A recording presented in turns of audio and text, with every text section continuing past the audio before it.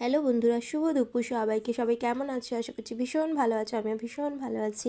তোমাদের সাথে গল্প করতে চলে এলাম। তো এখানে চিংড়ি মাছ ভাজতে বসিয়েছি। একটু হলুদ দিয়ে দিচ্ছি আর সামান্য পরিমাণে নুন দিয়ে দেবো, দিয়ে চিংড়ি মাছটা ভাজা করছি। তো ভাবলাম তোমাদের সাথে তো সেভাবে গল্প করা হয় না, তো আজকে একটু গল্প করতে চলে এসেছি। তো এদিকে দেখো, মোচা, আলু আর ছোলাটাকে সেদ্ধ করে নিয়েছিলাম, জল ঝরাতে দিয়েছি। তো এটাও আছে এক সাইডে রাখা। আর এদিকে চিংড়ি মাছগুলো ভেজে আমি তুলে নিয়েছি। আর ওই কড়াইয়ের মধ্যে দিয়ে দিলাম দারচিনি, এলাচ, লবঙ্গ আর দু একটা শুকনো লঙ্কা।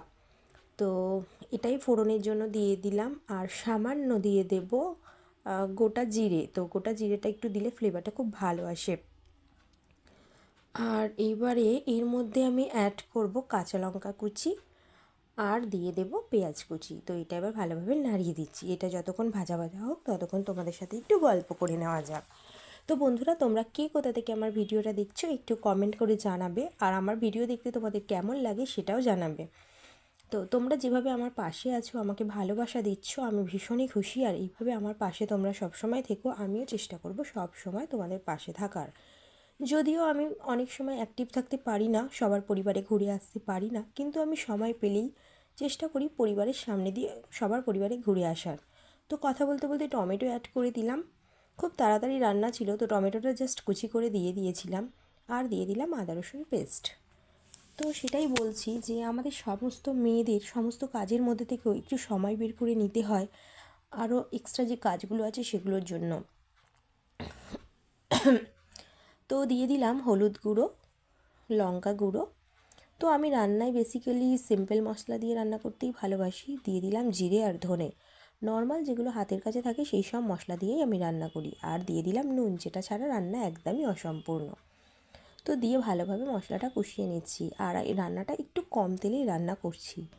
তো যদিও মোচাতে একটু বেশিই তেল লাগে, তো তবুও আমি কম দিয়েছি, তবুও কম নয়, মোটামুটি ঠিক আছে। কিন্তু তেল মশলা আমাদের কম খাওয়াই উচিত। কিন্তু আমরা এখন মুখের স্বাদের জন্য তেল মশলা বেশি দিয়ে খাই, কিন্তু স্বাদের দিক থেকে দেখতে গেলে আমাদের অনেক শরীরের ক্ষতি হয়ে যায়। তো যাই হোক, বাদ দাও। তোমাদের তেলটা তোমাদের পরিমাণ মতো দেও। একটু জল দিয়ে দিয়ে কষিয়ে নিচ্ছি, যেহেতু তেল কম দিয়েছি রান্নাতে, আমি একদম বুঝতে পারছো হয়তো। তো জল দিলে কি মশলাগুলো ধরবে না। আর এদিকে চিংড়ি মাছটাও অ্যাড করে দিলাম। তো চিংড়ি মাছটা অ্যাড করে দিয়ে একটু ভালোভাবে মশলার সাথে মিশিয়ে নিচ্ছি।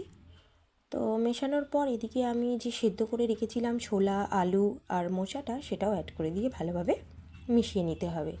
তো এটা খুব ভালোভাবে মিশিয়ে নিতে হবে। এটা দেখতে যেরকম লাগছে, এটা কিন্তু খেতে অসাধারণ হয়। তো তোমরা বাড়িতে একবার ট্রাই করবেই। আর একটু জাস্ট চিনি দিয়ে দিচ্ছি, এটা অপশনাল, যারা চিনি খাও না তারা স্কিপ করে যেতে পারো।